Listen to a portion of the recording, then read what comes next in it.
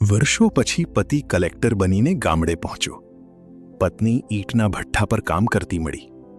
પછી જે થયું તે માત્ર એક કથા નહીં, પરંતુ લાગણીઓનો દરિયો છે. સવારના ઠંડા પવન સાથે ગામની ધૂળભરી ગલીઓમાં એક સરકારી ગાડી ધીમે ધીમે પ્રવેશી રહી હતી. ગાડી પર લાલ બત્તી ચમકી રહી હતી. ગામના લોકો આશ્ચર્યથી જોઈ રહ્યા હતા. આપણા ગામમાં કલેક્ટર સાહેબ આવ્યા છે. ગાડીમાંથી એક ઊંચા, ગૌરવભર્યા વ્યક્તિત્વ ધરાવતા અધિકારી ઉતર્યા. સફેદ કપડાં, આંખોમાં ગંભીરતા અને ચહેરા પર વર્ષોની મહેનતનું પ્રતિબિંબ. એ હતા આરવ. પણ આ આરવ કોઈ સામાન્ય અધિકારી નહોતો. એ જ છોકરો હતો જેને વર્ષો પહેલા આ ગામમાંથી અપમાન અને ગરીબી વચ્ચે જવું પડ્યું હતું. ગામની ધરતી પર પગ મૂકતા જ આરવના મનમાં જૂના દિવસોની યાદો ઝબૂકી ઉઠી. અંજલિ. એના હોઠ પરથી ધીમેથી નામ નીકળ્યું. અંજલિ, એની પત્ની. વર્ષો પહેલા જ્યારે આરવ પાસે નોકરી નહોતી, પૈસા નહોતા અને સમાજના તિરસ્કારનો સામનો કરવો પડતો હતો, ત્યારે માત્ર એક વ્યક્તિ એની સાથે ઊભી રહી હતી, અંજલિ. પણ પછી પરિસ્થિતિ એવી બની કે બંનેને અલગ થવું પડ્યું. ગામમાં અધિકારીઓની મીટિંગ પૂરી કર્યા પછી આરવે પોતાના સહાયકને કહ્યું, મને ગામની બહાર આવેલા ઈંટના ભઠ્ઠા પર લઈ જાઓ. સહાયક આશ્ચર્યમાં પડી ગયો. સર, ત્યાં તો મજૂરો કામ કરે છે. આરવે શાંતિથી કહ્યું, મને ખબર છે. ગાડી ભઠ્ઠા તરફ આગળ વધી. દૂરથી જ ધુમાડો ઉઠતો દેખાતો હતો. ગરમી એટલી હતી કે નજીક જવું પણ મુશ્કેલ. ભઠ્ઠા પર ઘણા મજૂરો કામ કરી રહ્યા હતા. ગરીબી, થાક અને સંઘર્ષ તેમના ચહેરા પર સ્પષ્ટ દેખાતા હતા. અને ત્યાં એક સ્ત્રી માટી ગૂંથતી હતી, ઈંટો ગોઠવી રહી હતી. એની હાલત જોઈને કોઈ કહી શકે નહીં કે ક્યારેક એ ખુશહાલ જીવન જીવી હશે. આરવની નજર એની પર જ અટકી ગઈ. એ હતી અંજલિ. વર્ષોએ એને બદલી નાખી હતી. ચહેરા પર થાક, હાથોમાં ઘા અને આંખોમાં અજાણી શાંતિ. આરવનો શ્વાસ અટકી ગયો. એ ધીમે ધીમે એની તરફ આગળ વધ્યો. અંજલિ, એણે ધીમેથી બોલાવ્યું. સ્ત્રી થોડી ક્ષણ માટે ઊભી રહી. એણે પાછળ વળીને જોયું. બંનેની આંખો મળી. સમય જાણે થંભી ગયો. અંજલિની આંખોમાં આશ્ચર્ય, દુઃખ અને એક અજાણી લાગણી હતી. આરવ, એણે ધીમેથી કહ્યું. બંને થોડા સમય માટે કંઈ બોલી શક્યા નહીં. પછી અંજલિએ હળવું સ્મિત કર્યું.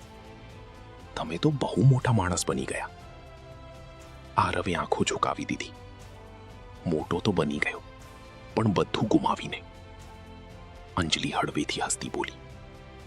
જીવનમાં કંઈ મેળવવું હોય તો કંઈક ગુમાવવું પડે. આરવે આસપાસ જોયું. તમે અહીં આ હાલતમાં કેમ? અંજલિએ માટીમાંથી હાથ સાફ કરતા કહ્યું, કારણ કે આજ મારી હકીકત છે. ફ્લેશબેક. વર્ષો પહેલા આરવ નોકરી શોધી રહ્યો હતો. દરરોજ નિષ્ફળતા, લોકોના અપમાન, ઘરમાં પૈસાની તંગી. એક દિવસ ગામના લોકો સામે એની બેઇજ્જતી થઈ. તું ક્યારેય કંઈ નહીં કરી શકે, કોઈએ કહ્યું. આરવ તૂટી ગયો.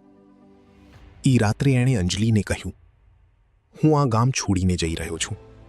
હું કંઈક બનીને જ પાછો આવીશ. અંજલિની આંખોમાં આંસુ આવી ગયા. હું તમારી સાથે આવીશ. આરવે માથું હલાવ્યું. ના, તારે અહીં રહેવું પડશે. તારા માતા પિતા, તારી જવાબદારીઓ.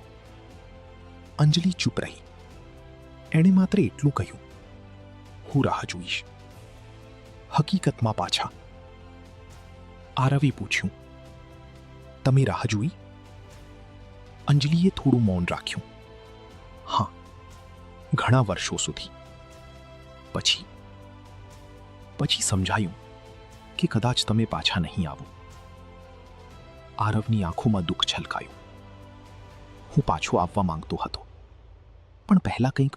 આરવની આંખોમાં આંસુ આવી ગયા. અંજલિ, તમે હંમેશા મારો ગર્વ રહ્યા છો. અંજલિએ હળવેથી કહ્યું, અને તમે પણ. થોડી વારમાં ગામના લોકો ત્યાં એકત્ર થયા. કોઈએ પૂછ્યું, સાહેબ, તમે અહીં કેમ આવ્યા? આરવે ઊંચા અવાજે કહ્યું, કારણ કે અહીં મારી સૌથી મોટી શક્તિ રહે છે. બધા આશ્ચર્યમાં પડી ગયા. આરવે અંજલિ તરફ ઇશારો કર્યો. આ સ્ત્રી માત્ર મજૂર નથી, આ એક શિક્ષિકા છે, એક પ્રેરણા છે. આરવે તરત જ નિર્ણય લીધો. આ ભઠ્ઠા પર કામ કરનારા દરેક મજૂર માટે સરકારી યોજના લાગુ થશે. તેમના બાળકોને મફત શિક્ષણ મળશે. લોકોમાં ખુશી છવાઈ ગઈ. અંજલિની આંખોમાં આંસુ આવી ગયા. આરવ, તમે ખરેખર બદલાઈ ગયા.